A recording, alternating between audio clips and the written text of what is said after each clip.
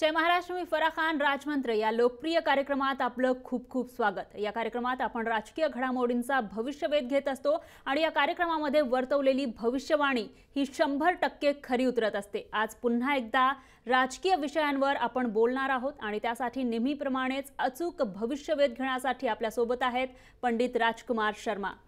पंडित जी, स्वागत है आपका इस शो में.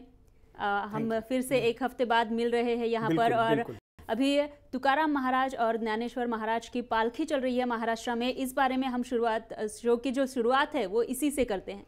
शांताकारं भुजगशयनं पद्मनाभं सुरेशं विश्वाधारं गगनसदृशं मेघवर्णं शुभांगं लक्ष्मीकान्तं कमलनयनं योगी विद्यानगम्यं वंदे विष्णु भव्यहरं सर्वलोकैकनाथं. भगवान कृष्ण तुकाराम के रूप में पंढरपुर में बैठे हुए हैं और भक्तों की भीड़ उमड़ती हुई पंढरपुर की तरफ भागती हुई, गीत गाती हुई, विठ्ठल विठ्ठल करते हुए जा रही है. कल ज्ञानेश्वर महाराज पालकी निकली और आज तुकोबाची देहू से पालकी निकली. कितना खूबसूरत मंजर है. और यहाँ पर एक बात बड़ी सुंदर है कि इसमें बहुत से धर्मों के लोग जो हैं वो पार्टिसिपेट करते हैं. मैं भी इस पालकी में 2-3 बार शिरकत कर चुका हूँ. तो कोई बजाने वाला है, कोई गाने वाला है, क्योंकि इसका वातावरण ही इतना सुंदर होता है कि सब कुछ कृष्णमयी हो जाता है. सब कुछ ये समझ लीजिए कि विठ्ठल और रुक्मणीमय हो जाता है. जी, लोग अपने दुख भूल जाते हैं. बिल्कुल बिल्कुल मस्त हो जाते हैं. और यही एक सबसे बड़ी इम्पोर्टेंट हमारे देश की सबसे बड़ी धरोहर ये है कि हम पूरे विश्व के धर्म के सबसे बड़े प्लेटफॉर्म हैं. आज अगर विश्व में कोई शांति दूत देश है तो वो भारत है. और हम शांति दूत के निवासी हैं. इसलिए आज पंढरपुर में जिस तरह का वातावरण बना हुआ है, आषाढ़ी एकादशी को ये खत्म होता है, दूर दूर से लोग पांडुरंग कहते हुए दर्शनों के लिए आते हैं. मगर यहाँ पर एक सुंदर बात ये भी है कि मंदिर में भी तू है और मस्जिद में भी तू है और तू ही है ईमानों में, मुरली की तानों में तू है और तू ही है अजानों में. वाह, क्या बात है. सुंदर बात देखिए, तू ही है अजानों में, अजान में भी तू है और घंटी में भी तू है. फिर क्यों भेद रखने, क्यों? एक तरफ इतना खूबसूरत पंडरी की बारी चल रही है और दूसरी तरफ पाक महीना रमज़ान का चल रहा है. बहुत ही अच्छा सुंदर वातावरण बना हुआ है. और हमारे देश में जिस तरह की उन्नति और प्रगति हो रही है, तो मैं तो यही कहूँगा कि ये किसी न किसी तरह से अल्लाह और भगवान और मौला की कृपा है. इसलिए हमारा देश दिन रात तरक्की कर रहा है. मार्केट 3,000 से 33,000 की तरफ बढ़ रही है. इंडस्ट्रियल ग्रोथ बढ़ रही है. मोदी जी जैसा पराक्रमी नेता हमको मिला हुआ है. तो ये सब चीजें जो है डेफिनेटली कहीं ना कहीं दुआ में बहुत असर होता है. तो आज जो पंढरीची वारी, ते मराठीमध्ये म्हणतात पंढरीची वारी. जो पंढरीची वारी म्हणजे ते यात्रा सुरू झालेली आहे, ते फार महत्त्वाची आहे आणि देवाची कृपा झालेली आहे आमचे महाराष्ट्राला आणि आमचे राष्ट्रात. त्यामुळे भगवान को और अल्लाह को मैं तो यही बोलूँगा, क्योंकि रमज़ान भी चल रहे हैं, कि कहीं ना कहीं हमारे देश को नज़र ना लग जाए. इसी तरह हमारा महाराष्ट्र तरक्की करता रहे. जी आमीन. जी हाँ, अभी हम जो राजकीय विषय है उस पर आते हैं. सबसे पहले तो महाराष्ट्र की बात करते हैं, जहां पर अभी अमित शाह आए हुए हैं महाराष्ट्र मुंबई के दौरे पर और वो जल्द ही उद्धव ठाकरे से मिलने वाले हैं. तो और अभी आपने सुना है कि किस तरह से अमित शाह ने कहा है, चेतावनी दी है, स्पष्ट भी किया है कि मिड टर्म के लिए हम तैयार हैं और उसमें हम ही जीतेंगे. और उधर शिवसेना का भी कुछ इसी तरह से भूमिका है. तो क्या होगा, कैसी रहेगी ये जो भेंट है, वो किस तरह की रहेगी? पिछली बार भी हम इस विषय पे आपने प्रेडिक्ट किया था पिछली बार भी. हाँ, मगर यहाँ पर फरहा एक बहुत महत्वपूर्ण बात आप सुनिए कि एक देश होता है और एक प्रांत होता है. देश की कुंडली भी हम 15/8/1947 की यहाँ पर कई बार उसका वर्णन भी कर चुके हैं. आज महाराष्ट्र की कुंडली का अध्ययन करते हैं. महाराष्ट्र का जन्म एक्चुअल में देखा जाए 1/5/1960, 1 मई 1960 को हुआ. 6:45 अर्ली इन द मॉर्निंग, मिथुन राशि और संडे रविवार का दिन था. आपने देखा होगा कि महाराष्ट्र एक ऐसा देश है, यहाँ पर मुंबई जैसा शहर आर्थिक राजनीति है, आर्थिक राजधानी है। जी हाँ। और फिल्म इंडस्ट्री का सबसे बड़ा, पूरे विश्व का 2nd नंबर का प्लेटफॉर्म है। सबसे ज़्यादा फिल्में यहाँ बनती हैं, हाँ। सबसे ज़्यादा यहाँ ट्रेडिंग होती है, सबसे ज़्यादा यहाँ पे टैक्स भरा जाता है। जी। इसलिए महाराष्ट्र की कुंडली में एक बात पक्की है कि Maharashtra under the guidance of Bharatiya Janata parties prime minister and the chief minister of Maharashtra, even under the guidance of माननीय उद्धव ठाकरे, जो शिवसेना और मराठी मानुस के धरोह के कर्ता धर्ता माने जाते हैं। जी हाँ। बाला साहब की बात करें तो वो मी मराठी और माझा महाराष्ट्र, ये उनकी फैमिली का एक स्लोगन है। चाहे वो उद्धव हैं, चाहे राज हैं, चाहे बाला साहब हैं, चाहे आदित्य हैं। तो महाराष्ट्र की कुंडली का जब हम अध्ययन करते हैं तो इस वक्त महाराष्ट्र में शनि की महादशा चल रही है, बुध की महादशा चल रही है, जिसमें शनि की प्रत्यंतर दशा चल रही है। 11/9/2019 तक ये है। 11/9/2019 तक है। तो शनि इस वक्त महाराष्ट्र की कुंडली में अष्टम भाव में वापस आ रहा है 20 तारीख को। अच्छा, 20 ये तारीख। टेक्निकल बातें हैं एस्ट्रोलॉजी की। प्लेसमेंट ऑफ स्टार्स जो हैं वो जीवन में डेफिनेटली कहीं के कहीं आदमी को पहुंचा देते हैं। जी।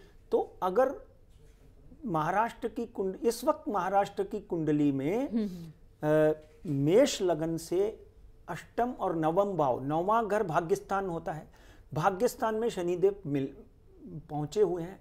शनि के ऊपर शनि बैठे हुए हैं गोचर में।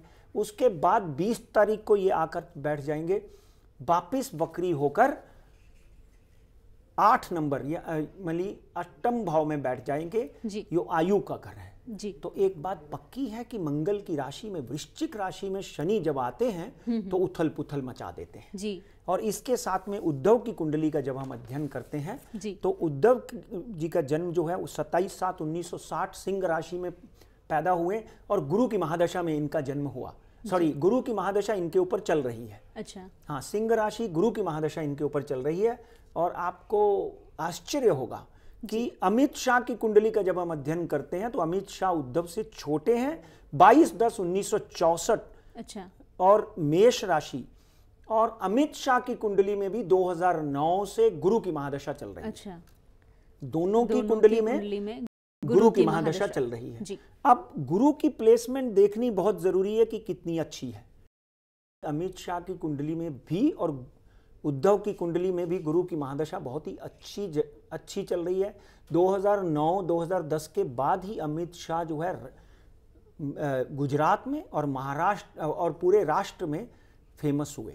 जी। अगर उनका पॉलिटिकल कैरियर सही मायनों में, उससे पहले तो उनको बहुत सी समस्याएं आई, यहाँ तक कि जेल यात्रा तक करनी पड़ी। मगर 2009 के बाद में अमित शाह जो हैं वो भारतीय जनता पार्टी के रथ के केशव बन गए और डेफिनेटली नरेंद्र मोदी जो हैं वो अर्जुन बन गए। चाणक्य बनकर इन्होंने अमित शाह ने भारतीय जनता पार्टी को एक नई दिशा दे दी। उत्तर भारत हो के केंद्र हो, जिस तरह से वो हर तरह झंडे गाड़ते जा रहे हैं। मगर मित्रों, उद्धव ठाकरे की कुंडली में इस वक्त गुरु की महादशा चल रही है और इनकी कुंडली में भी गुरु की महादशा चल रही है। इनकी मेष राशि है मंगल और उद्धव जी की सिंह राशि है जिसका स्वामी सूर्य है। मंगल और सूर्य इकट्ठे में the compatibility of Mars and sun is very poor. एक बात, तो इसका फिर जो नतीजा क्या होगा? नतीजा वही होगा जो अभी हो रहा है। अच्छा। आज उन्होंने बोला कि हम तो मध्यवर्ती चुनाव के लिए तैयार खड़े हैं। इसलिए मंगल अपनी हठ नहीं छोड़ता और सूर्य उद्धव जी की कुंडली का स्वामी है और सूर्य जो है वो पराक्रम के साथ में आगे बढ़ता रहता है। कर्क लगन सूर्य सिंह राशि, तो डेफिनेटली एक बात पक्की है कि ये क्लैशेस होने हैं। 5 साल वो उन्होंने, आप अमित शाह की अगर पूरी स्टेटमेंट पढ़ो या देखो तो उन्होंने कहा कि मध्यवर्ती चुनाव के लिए हम तैयार हैं, हम लड़ेंगे भी और जीतेंगे भी। और साथ में ये भी बोला मगर हम चाहते नहीं है कि हम 5 साल के नहीं हम 5 साल सरकार चलाना चाहते हैं। मैंने पूरी अच्छी तरह से स्टेटमेंट सुनी। मगर जो बात बाद में कहनी चाहिए थी वो पहले कह दी और जो पहले कहनी चाहिए थी वो बाद में कह दी। अब वो उद्धव जी को मिलने जा रहे हैं कल या परसों, जब भी उनकी मीटिंग है। तो एक बात तय है कि कल की और परसों के गोचर भी मैं देख के आया हूँ। अच्छा। वो मीटिंग जरूर होगी, चाय पान जरूर होगा, एक दूसरे से हंस के बातें जरूर होंगी, मगर राजनीतिक द्वेष जारी रहेगा। अच्छा, ये आप पहले से कहते आए हैं। हाँ, राजनीतिक द्वेष जारी रहेगा और फरवरी और मैक्सिमम अप्रैल 2018 से पहले महाराष्ट्र को एक बार फिर मिड टर्म पोल में जाना पड़ेगा। और एक बात ध्यान से सुनिए, आगे आने वाले दिनों में हम इसकी भविष्यवाणियां करेंगे, मगर इतना ध्यान से एक बात सोच लीजिए, हजारों प्रयत्नों के बाद भी डोंबिवली में उद्धव ने सरकार बनाई, हजारों प्रयत्नों के बावजूद भी हर तरह से साम दाम दंड बीजेपी ने यूज किया, उद्धव ने अपना मेयर बीएमसी में बनाया। तो मित्रों, एक बात ध्यान से सुन लीजिए, ये दो शेरों की लड़ाई है, इसमें कौन जीतेगा जब जंग होगी उसके ऊपर चर्चा डेफिनेटली करेंगे। मगर इनकी जो विजिट है, अमित शाह साहब की जो विजिट है, वो डेफिनेटली एक चीज को दर्शाती है कि उनको इस बात के लिए वो अपने नेताओं को तैयार करने आए हैं कि कभी भी बिगुल बज सकता है, कभी भी ये युद्ध शुरू हो सकता है, इसके लिए तैयार हो जाओ। जी हाँ, बिल्कुल बिल्कुल पंडित जी, आपने फिर से एक धमाका किया है, जिस तरह से आप धमाके करते आए हैं पहले से, और पहले भी आपने इसके बारे में बताया था, जो आज हम देख रहे हैं जिस तरह से ये लोग भाषा बोल रहे हैं, और भी विषय है कुछ, उस पर हम चर्चा करेंगे। लेकिन फिलहाल राजमंत्र में वक्त हो चला है एक छोटे से ब्रेक का। तुम्ही पाहत रहा जय महाराष्ट्र।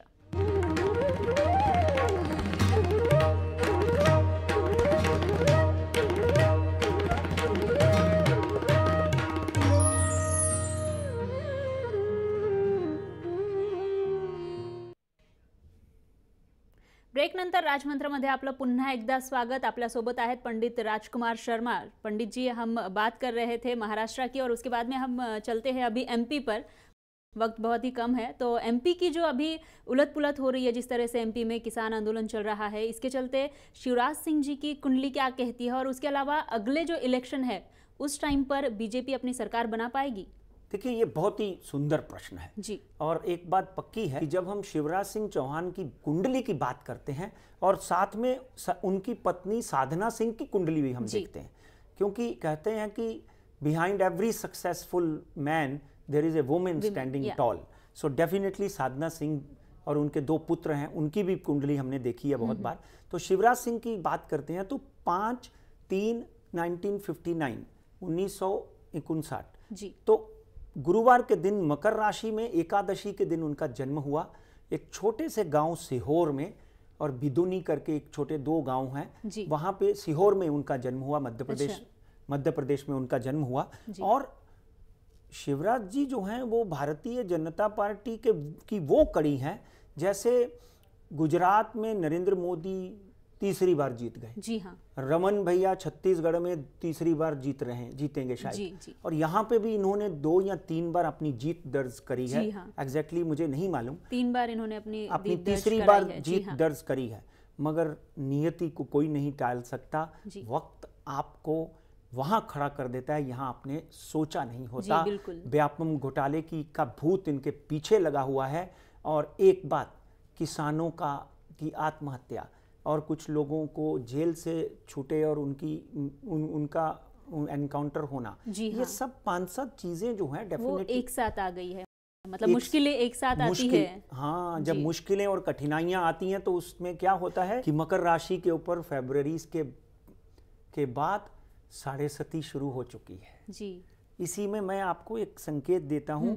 राज ठाकरे साहब की कुंडली भी हम जब देखते थे 2006 में बोलते थे कि ये 2009 में बहुत अच्छा करेंगे, मगर 2012 से उनकी शनि की महादशा शुरू होगी। अच्छा। तो शनि की महादशा शिवराज सिंह चौहान की 2014 से शुरू हुई। जी। तो आप देखिए कि 2014 से लेकर आज तक वो 5 से 7 बार कटघरे में खड़े हो गए। अच्छा। जनता दरबार में वो आरोपी मतलब आरोपी तक उनको होना पड़ा।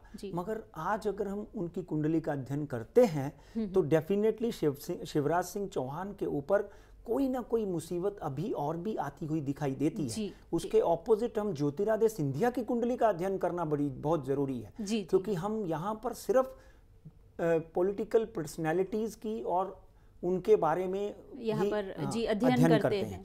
तो आज 2014 से 2033 तक शनि की महादशा लगी हुई है, और शनि उनका जो है वो डेफिनेटली उत्तम स्थिति में नहीं है। नहीं है। अच्छा। हाँ, अष्टम भाव में बैठा, बहुत ही चिंता की बात है उनके लिए, चिंता ही की बात है। इसलिए 2014 से लेकर अब तक आप देख लीजिए उनके ऊपर कोई ना कोई आरोप, कोई ना कोई मुसीबत, कोई ना कोई जो एक घोटाला है, हाँ, या फिर जो भी बीती हुई बात है वो सामने अभी आज कल 3 दिन पहले की बात है ना, किसानों को मनाने की कोशिश कर रहे हैं, वहां पे उन्होंने उपवास रखा और उसके सामने ज्योतिरादित्य सिंधिया ने आंदोलन छेड़ दिया। तो हाँ, कहीं ना कहीं इनको ज्योतिरादित्य सिंधिया मुश्किलों का सामना करना ही पड़ रहा है। Jyotiraditya Scindia will give him a tough fight और आने वाले चुनाव में डेफिनेटली ज्योतिरादित्य सिंधिया को अगर कांग्रेस डिक्लेयर कर देती है कि ये चीफ मिनिस्टर कैंडिडेट होंगे, तो इनके लिए मतलब नेक टू नेक फिनिश में कांग्रेस के जीतने के बहुत सुंदर आसार बन जाए। जी जी जी, बिल्कुल।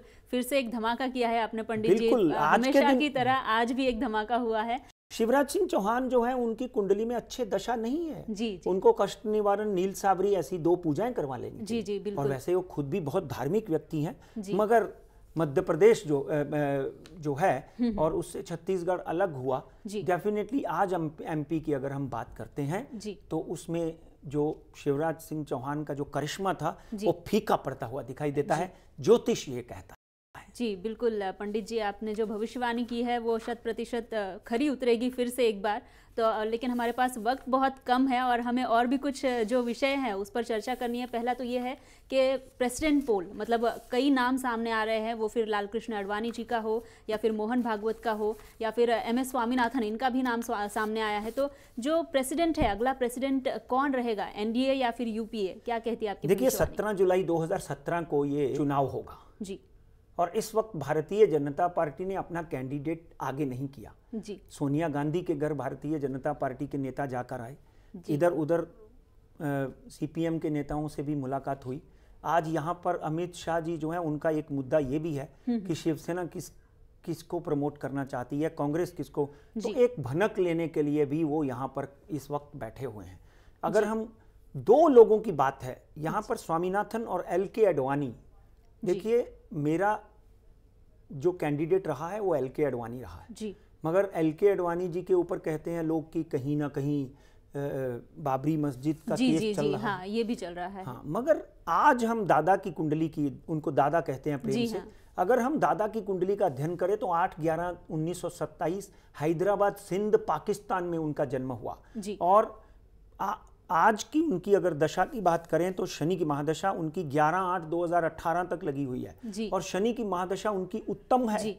आज नरेंद्र मोदी जैसे पंत प्रधान पार्लियामेंट जाने से पहले दादा के पांव पड़ते हैं, किसी भी कार्यक्रम में होते हैं तो उनको गुरु की संज्ञा देते हैं, तो गुरु दक्षिणा देनी बनती है। जी हाँ। और कहीं ना कहीं मेरे 2 कैंडिडेट में स्वामीनाथन एक हैं, मोहन भागवत जी जो हैं उनकी कुंडली में प्रेसिडेंट बनना या एक्सेप्ट करना, क्योंकि RSS वाले जो हैं किसी भी कोई भी राजनीतिक पद जो है वो एक्सेप्ट नहीं करते। वो तो उनके लिए तो मातृभूमि सबसे बड़ा मुद्दा होता है, उसी की सेवा करना, शपथ ले लेते हैं, ना विवाह करेंगे और ना किसी तरह की ऐश करेंगे, अपना थैला लटकाकर कम वस्त्रों में जीवन यापन करेंगे और राष्ट्र की सेवा करेंगे। जी बिल्कुल। इस वक्त अगर हम आडवाणी साहब की कुंडली का अध्ययन करें तो